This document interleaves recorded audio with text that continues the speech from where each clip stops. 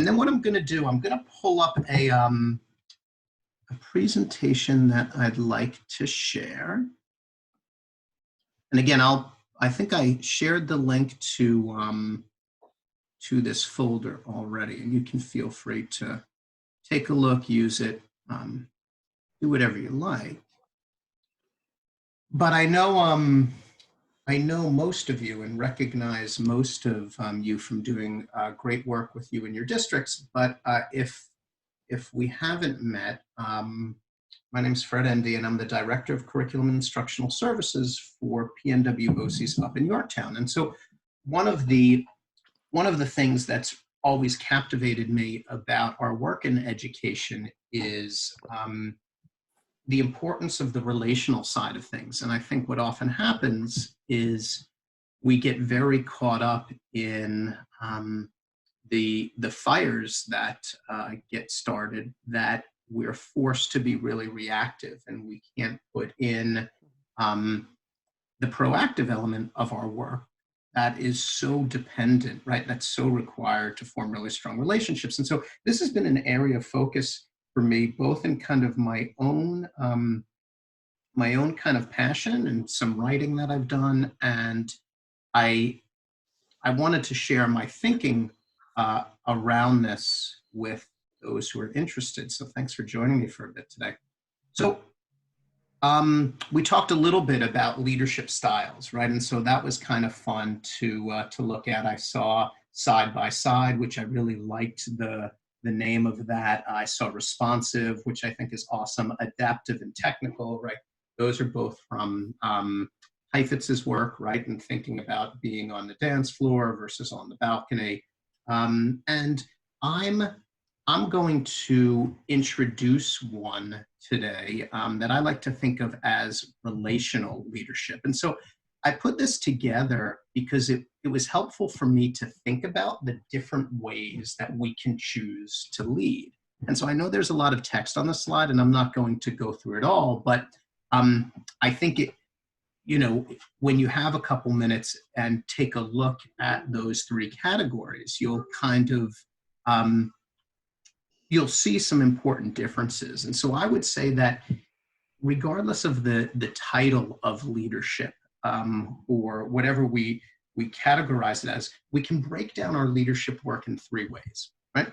We're either going to lead for a product, right, because we need to reach some endpoint and create something. We're going to lead by a process, right, where we're really focused on how we're getting somewhere and the journey. Or we're going to lead by people, right, where the relationships we have with people make all the difference. And I'm just going to point out a couple of these different kind of delineations between the three that have been really helpful for me. So when we lead by product, we're always focused on the end result. And by the way, there's no real, well, that's not true. I mean, I have my own feeling about where we should lead by, right? But in our day-to-day work, we're going to lead in each of these three categories. So if we're leading by product, then we're focused on the end result, right? We need to create a curriculum guide. That's what's moving us. We need to shift the way we're providing upper level math instruction, right? That whatever our upper level math courses look like, that's the end result. Okay, if we're talking about by process, it's all about how we get somewhere. So that might be, if you want to rethink the way that your middle school teams work, okay, you're thinking about how to shift the process that they're engaged in their work. And then when we lead by people, okay, we are really conscientious about who we're asking to do things and why. The people drive our work. And so you may have people who, for instance, aren't necessarily your building or district leaders, who you engage in making leadership decisions, right? And to Susan's point, in a day like today, where everything has so quickly moved to being tech focused. Some of your more tech advanced educators, regardless of their role, may have helped you guide the direction of your schools and districts at a time like this, right? So the other thing I'll mention also is the cultures that these build. So when we lead by a product, we, whether purposefully or not, create a culture of competition, right? Because people are focused on getting to that end result. And sometimes competition is great, right? At other times, it's the antithesis to what we want. When we lead by process, we're focused on a culture of taking a journey together, right? People are joining the experience of whatever it is that we're focused on. And when we lead by people, we're focused on a culture of meeting needs, right? And helping people get what it is they need to do their work. So the rest of these provide a way to think about how I separate these categories out. You know, the idea is that in all our work, we're going to be focused on the three. And so for me, it's helpful for me to think about rules to kind of guide the work that I do. And so I think of this idea of the rule of 3 Ps, right? And this is like some, for me, simple mathematics, right? So you see like the greater than, less than sign in between people, process, and product.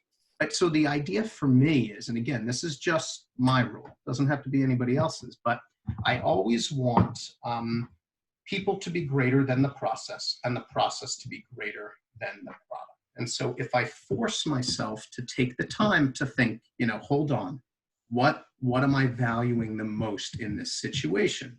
If I ask myself that question and always aim to put people first, then I become better at living in this like people-focused, or what I call relational leadership style, where I emphasize what people need more than a given process and more than a given product. So to do that, though, we have to think a little bit about relationships. Okay, and I want to make sure we have the opportunity to chat too. So I'm just going to share this kind of briefly, and then I'm happy to go into more detail too. So there's a lot of research that's been done around the stages of relationship building. And so some common thoughts on how we form relationships with people, right? How we kind of move from loneliness and working individually to working with others is there's this progression, right? This introducing stage. This is often where we meet people. It's often what networking is. If you've ever gone to a networking event, there's a lot of like this introducing stage where you're trying to gauge the value that people will provide to you.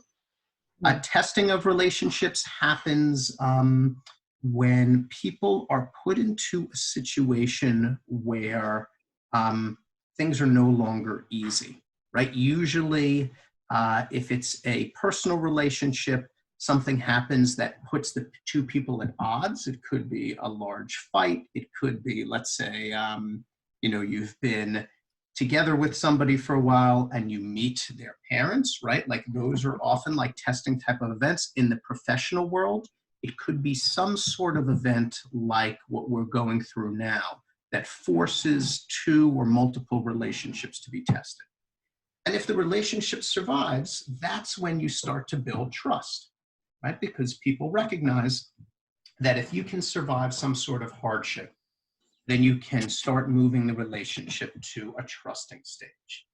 And when enough trust has been built, then true bonds occur. And for relationships that have reached that bonding stage, those are the ones that even when somebody makes a generally serious mistake or withdraws heavily from the relationship bank, the relationship still exists, right? And there's been a lot of research done. I have to go back and look at the exact number, but it's something like I'll have to go back and look. But if you think of like a pyramid, right? Each of us can form only a small number of these bonded relationships at the top, and as you go down, thanks, Cindy. As you go down, right, you can add more to each level. right? So maybe it's, let's say, 20 in the bonding, 50 in the trusting, 100 in testing, and then, your base of introducing can be as large as possible, right? And you can also think of it like interactions. So that bonding stage, those are people who you would happily do anything with in your life, right? The trusting might be people who you might, enjoy a social event with, go out to dinner with, have a drink. Testing people who are your acquaintances, and then introducing are people who you barely know.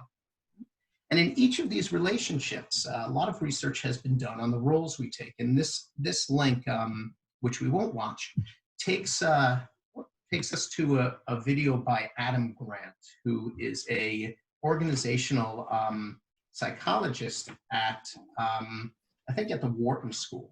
And so he talks a little bit about how relationships are generally transactional. So where we give or we take from them. And sometimes that wanderer role is like, you don't know what role you're going to take on. And it feels weird in education to think of relationships as transactional, but generally speaking, we form with relationships with people because we can either give them something or we can get something from them. And it doesn't mean it has to be the same. The roles change, right? If you think of a relationship with a partner or a spouse or a friend, it's much the same. You form those relationships because you hope to get something. And then in order to keep relationships going, you need to have a number of ingredients, right? So this is that TLC, right? Think like tender, loving care. But the TL and C means something a little bit different in relationship language. So you need trust, listening, collaboration, and respect. And so here again, all I'm going to do is mention a couple people you can go to for more information here, and then I'm happy to dive deeper into this if anybody's interested, but I want to give us some opportunity to chat as well. Hurley wrote a great article in Harvard Business Review back about 15 years ago that laid out kind of the ingredients to form trusting relationships. And what Hurley talks about is that trust is built in part by the truster, the person who is trying to build that trust, and the trustee, right? The person who doesn't yet know whether to trust the other person. And there's a lot, I think Hurley shares like 15 different ingredients to building trust, but a couple of the big ones are that you always deliver what you promise, if not more, right? And so that's that like under promise, over deliver piece, right? You always, if you're trying to build trust with somebody, you always promise to do what you know you'll be able to, and then you work to deliver more than you promised, right? You never promise things that you're not sure if you can make happen. And then the other, that second bullet, right, that's like a key tenet of leadership, right? That you have to make sure that you do what you say. And the only way you're ever going to be able to build trust is if you do that, right? If you make sure that you really do what you say you're going to do, okay?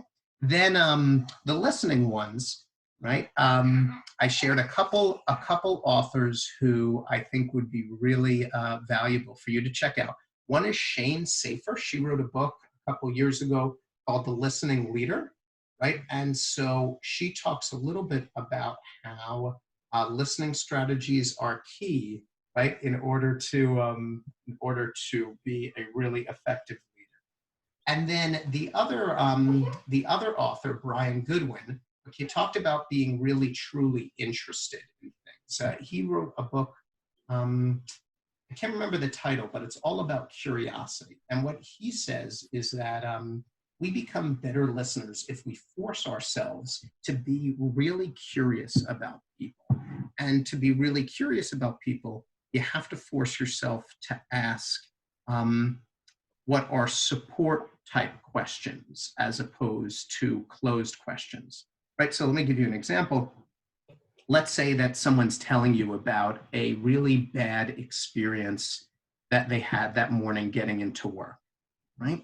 sometimes our responses are, oh yeah, I had the same type of thing happen to me when I was driving south on the Taconic, right? And so what you've done in thinking that you're engaging in the conversation and supporting the person is you've actually made it about you, right? We've turned the conversation away from the person. And so as the person who's sharing that bad experience, to them it feels as if we're not listening. So instead, what Goodwin talks about is he says that we have to ask questions that where we force ourselves not to be thinking about ourselves. And so he would say something like, oh yeah, so tell me more about that, or oh, that sounds really horrible. What happened, or why did that happen?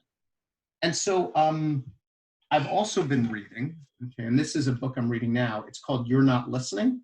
That's by Kate Murphy, who is a columnist for the New York Times, not an educator, but she writes about what Safer and Goodwin talk a lot about. And in fact, the chapter I'm reading now is all about supporting, not shifting the conversation, right? She titles it as Supporting Questions versus Shifting Questions. In terms of collaboration, Anthony Kim, Alexis Gonzalez Black wrote a great book called The New School Rules. I know a few of you have read that before. And so they talk about making sure that we don't always force consensus to happen. When we force consensus, it can actually harm relationships because we don't always need to go that route. Sometimes we just need to be comfortable reaching an agreement, and people just need to know their voices are heard. We don't have to necessarily belabor a decision. And then respect, right? I mean, that goes without saying. The most important thing we can sometimes do as leaders is just allow people the opportunity to express their voice. And sometimes that's really hard for us because it means listening to things we don't want to hear. But in the end, it provides volumes of support for future work. So in terms of sustaining relationships, I think of three areas, okay? So one is to check in, right? And particularly at a time like this, it's so important. When you can't walk down the hall or go into a colleague's classroom, regular reach out is important. I will say one of the things I've been happy about is like email is kind of like a bane of existence for me. I mean, I recognize the value of it and I know how important it is to keeping timely communication, but I've relished the increased number of phone calls that I've been making with people just in general, right? Like picking up the phone as opposed to sending emails out. But even in these types of virtual situations, you can have dinners with people, right? I mean, you're eating in your own space, but you can still build the community aspect of socially gathering together. We have a department meeting later this week where we're going to have a department lunch. And we'll talk about some work-related items, but we'll all gather our own lunches and chat together as if we were actually in the same space. That second, yeah, Susan. One of the principals in Eastchester last Friday did a 3:00 happy hour and invited the entire building. Yep. And everyone came with their own beverage, alcoholic or not, your choice. But it was nice for everyone to see each other. And then the principal went through and had everyone make a toast. So, we were there maybe 45 minutes, but it was really just lovely for everyone to see each other and easy to do. And think of how, Susan, it's such a great example. Think of how that sustained people, right? Amidst a time when things are really, really scary for everyone. Yeah, and again, thinking about how your own daughter was behind you a few minutes ago. Sure, in that instance, in that happy hour, it was like kids and pets welcome. Mm-hmm. Don't mute your mic. Let it be noisy. We were able to break the rules that we had for all the other meetings we had been in. So yeah, it's so important, particularly in a time where we can't rely on like the elements of like proximity, right? That personal, like space element of relationships. So to find ways to draw people together is so important. And then just as a quick piece, and then I'll turn it over to all of you to share your thinking, that add fuel. Um, One of the things that's really important to sustaining relationships is to provide new experiences. And, this is something that sometimes too, when relationships go on for a really long period of time and they're in that bonded stage, those are relationships that really can withstand just about anything. But one thing they can't really withstand is too long of a status quo. Right? So even with our spouses, our partners, our really good friends, um, research shows that we have to embed new elements of things into those relationships. So it can be a new experience, right? It can be, you know, certainly not today, but traveling to a new place, right? Like trying out a new restaurant, taking up a hobby together, right? For professional relationships, it can be solving problems together. Right, like so, I can say, for instance, and I'd imagine as many of you think about the relationships you have with your professional colleagues, some that have existed for years upon years, the situation we're in and solving, coming up with ways to address what's happening, my guess would be has strengthened many of those relationships because you're forced to work together in a totally new experience, right? And that second bullet, that adding and removing people, sometimes we can sustain relationships with others by either bringing new people on board into the team or by removing people from some of the decision making. We've all had situations where people we've worked with haven't gelled with our team or haven't really supported the work that we've done. And so sometimes you can improve relationships for everybody by making some of those adjustments. And then that last item, making sure we take the time to self-reflect, right? We build better relationships when we ask ourselves the question about what's working well and what isn't in a given relationship. So I want to turn it over to you now. I'd love to hear some of your thoughts about, thinking about relationships as a guidepost to the work that we do. I shared a lot of information over the last 15 minutes, and I'd love for me to really stop talking and hear from you about any elements of what I just shared that really stick out to you as being um, things that you can support from experience, things you wonder about, things that you might question in your own work and in your current roles. So feel free to jump in.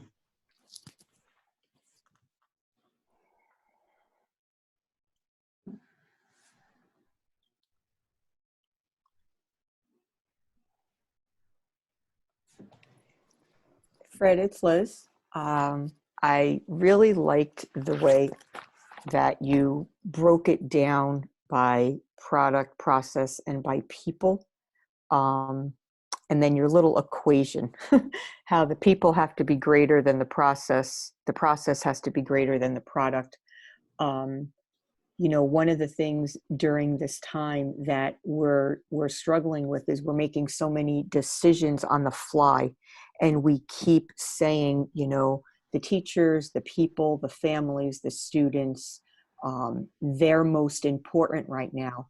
But somehow, because of this time crunch that we're facing, we then get to product. So what are we going to do about it, and what are we going to push out, and what phase 2 of the learning plan going to look at?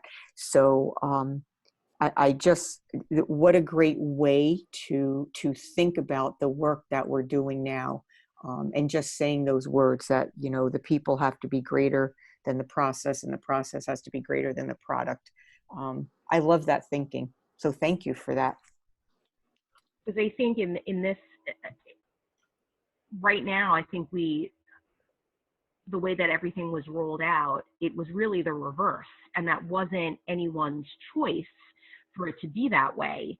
But as we're going through the stages and, every week we're realizing, no, we're not going to be closed for 2 weeks. No, we're probably not going to be closed only for 4 weeks. But as the time grows, then we have the ability to go back and look and say, all right, we were first focused on the product, which that made sense. We were in survival mode, but now how can we roll that back and get back to the people being the most important part? So thanks to you both. I'd like to build off Susan's question. I wonder, in the last few minutes that we have, how, if we believe that it's important for people to be our guideposts for leadership, in a time like this, what are some steps we can take to make sure that our decision making is truly focused on people? I mean, and feel free to share generally or share from some of your own work that you're doing currently.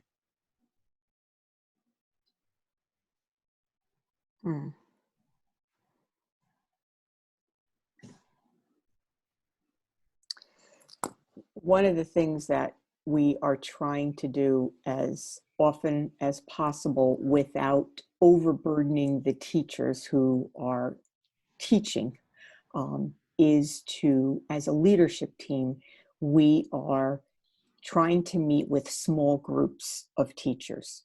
So the principals are, doing a weekly check-in with faculty where they're, all asked to check in for maybe a 15 or 20-minute building-wide faculty meeting, but then throughout the day, throughout the week, also then meeting with just, a smaller group of departments or a grade level team.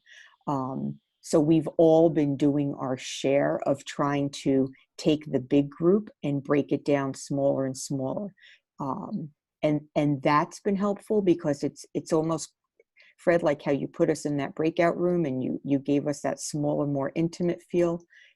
That's one of the things we're trying to do, is to keep narrowing in and making the groups smaller and smaller, just to make that connection a little bit more personal.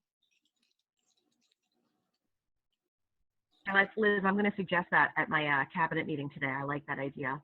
Thank you. You're welcome.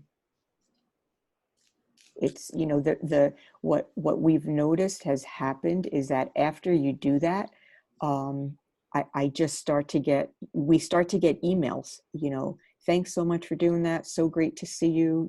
I met with just the elementary E&L teachers the other day. This morning it was just our 2 E&L middle and high school teachers. And, they seem to really appreciate that attention.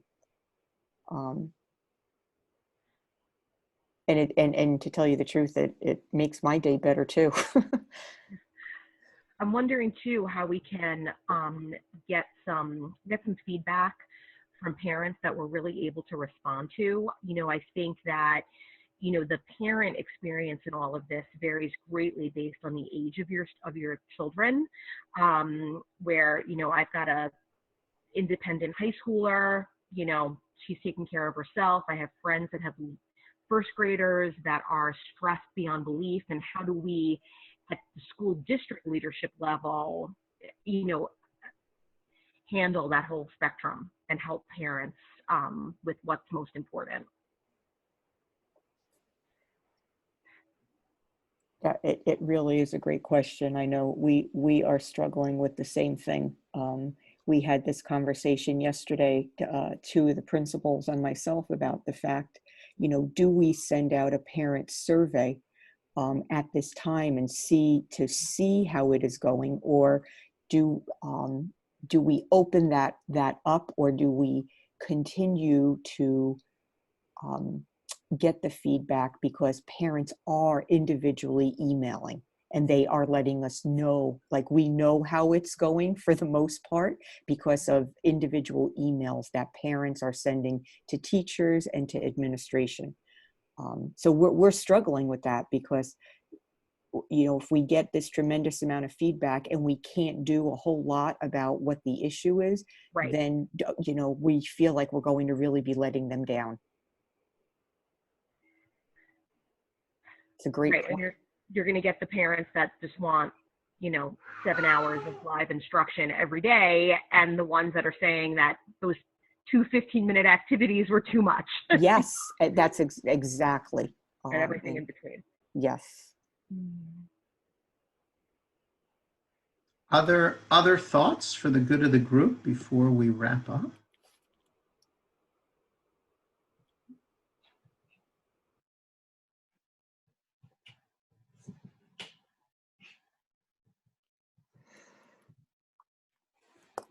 So I want to share just 2 other quick things. So one of the items that you'll have in the folder, which I'll share out, is something I put together that I just called a relationship audit. I had done some of this work with a colleague in terms of looking at elements of relationship building, and this document is a quick way that you can go about diving into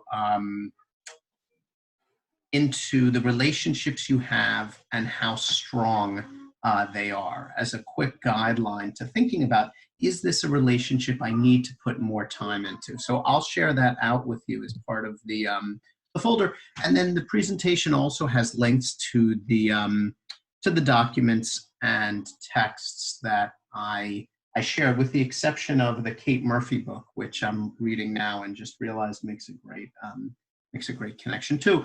But all of these are great reads. The article from Daniel Jones a couple years ago, the researcher that Jones cites, I can't remember his name.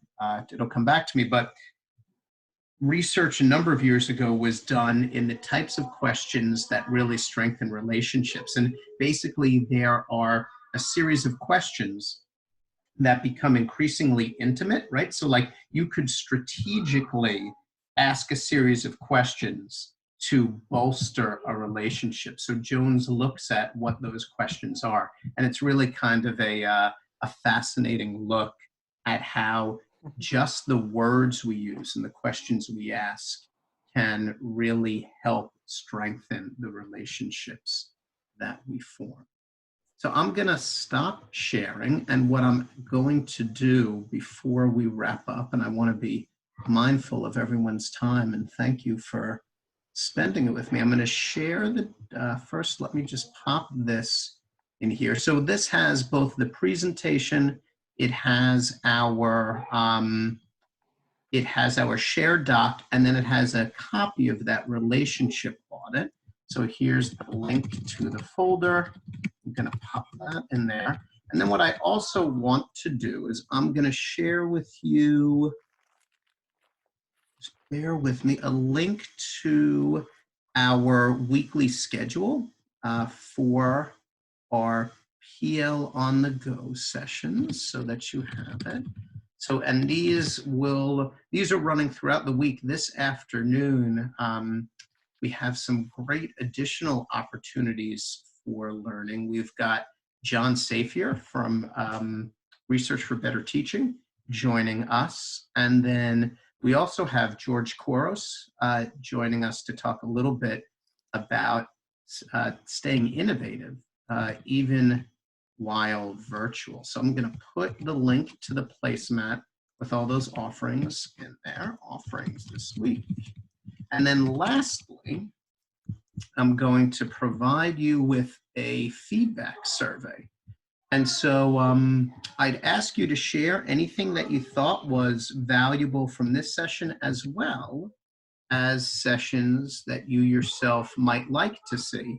And if you want to pitch any sessions, okay, if you've got something on your mind that you're thinking about, or that you yourself want to lead, if there's an area of expertise that you want to share. And I think, let's see if I do that. One more second. So pitch a session. You'll find that link in there too. So I want to thank you all for taking an hour out of your time to come together. This is work that's really important to me, so it's something that I think a lot about, and so I'm always happy to talk about it, probably sometimes too much. But I also want to say, nice. I also want to say that I enjoyed testing out the breakout sessions with everybody too, right? I'm glad that it worked, and now I feel like confident that it's something that can be done in other sessions. So thanks again for joining. I want to wish you a great rest of the day, and I hope that you'll be able to join some of our other sessions coming up later today and this week. So thanks a lot. Thank you. Thank Bye. you. Thanks. Bye.